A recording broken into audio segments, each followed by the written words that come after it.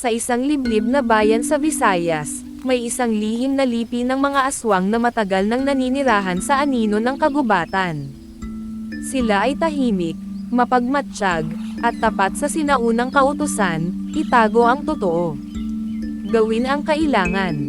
Huwag mahulog sa awa. Ngunit si Amara, isang dalagang aswang na may mapanlikhang isip at pusong puno ng tanong, ay ibang-iba. Hindi siya natutong manakat ng tao, ni kailanman ay naghangad ng dugo. Mas pinili niyang mamuhay sa gitna ng mga tao bilang isang manggagamot, gamit ang sinaunang kaalaman ng kanilang lahi, hindi upang manakit, kundi upang magpagaling. Isang kahihiyan ka sa ating angkan, bulalas ni Dato Imong, ang pinuno ng kanilang angkan, nang matuklasang si Amara ay tumutulong sa mga mortal na may sakit. Ang awa ay lason sa ating dugo. Sa pagtulong sa kanila, itinakwil mo ang sarili mong pagkatao. Ipinatapon si Amara sa hangganan ng kanilang lupain, walang dala kundi ang lumang bato ng panata, isang itim na bato na sinasabing naglalaman ng huling hininga ng unang aswang. Isang paalala kung sino siya at kung ano ang dapat niyang maging. Dala ang galit, sakit, at pagkalito, napadpad si Amara sa San Narciso, isang bayang tila laging may ulap sa paligid at malamig ang simoy ng hangin, kahit tag-init. Doon siya nagkubli, nagtayo ng maliit na kubo sa gilid ng ilog, at tahimik na namuhay. Lingid sa kaalaman ng mga tao, siya ang gumagamot sa mga misteryosong sakit at bigla ang pagkakasakit ng mga sanggol. Tinawag nila siyang, Aling Mara ng Gubat.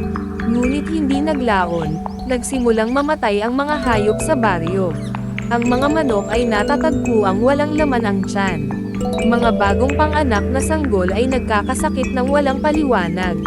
Muling nabuhay ang takot, may aswang sa baryo. Isang gabi ng kabilugan ng buwan, isang sanggol ang nawawala. Dinala ng mga tao ang kanilang mga sulo at itak, at pinuntahan si Amara. Ikaw, matagal ka nang pinaghihinalaan. Sigaw ng kapitan ng baryo. Ngunit sa halip na tumakas, hinarap sila ni Amara. Tinanggal niya ang belo sa kanyang mukha, at unti-unting bumalik ang anyong aswang, itim ang mga mata, matalim ang pangamoy, at mga kuko na tila bakal. Ako nga ang aswang, sabi niya, pero hindi ako ang kumuha sa sanggol. Habang siya'y pinagtutulungan ng mga tao, isang itim na anino ang dumaan sa ibabaw ng mga puno. Lumipad ito, mas mabilis kaysa sa hangin, at may matang pula na naglalagablang. Isang nilalang mula sa kanyang sariling lahi. Silakan Bulan, bulong niya sa sarili. Ang kanyang pinsan, isa sa mga pinakamarahas na aswang ng kanilang lipi. Wala nang panahon para sa paliwanag. Sumugod si Lakan Bulan sa baryo, tangan ang sanggol, handang elapit ito sa kanyang matutulis na ngipin. Ngunit mabilis ang kilos ni Amara, ginamit niya ang bato ng panata upang lumikha ng bilog ng apoy na hindi kayang tawirin ng kahit sinong aswang.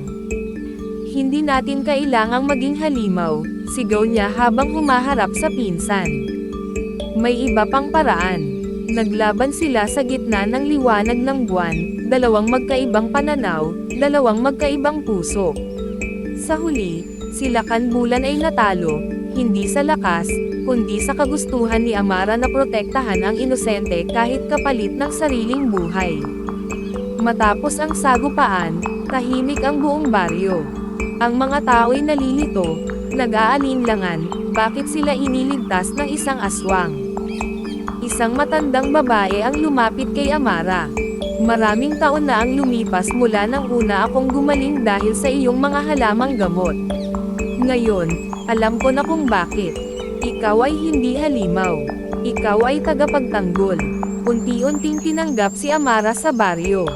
Hindi bilang tao, hindi bilang aswang, kundi bilang tagapamagitan ng dalawang mundo, isang nilalang na pinili ang kabutihan kahit tinakwil ng sariling angkan.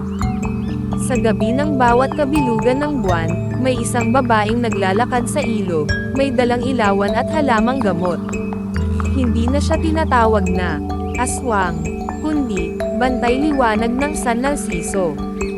At sa anino ng buwan, hindi na siya nag-iisa. Sapagkat ang kanyang tapang ay unti-unting nagbigay liwanag sa mga tulad niya, mga nilalang na naghahanap ng bagong daan.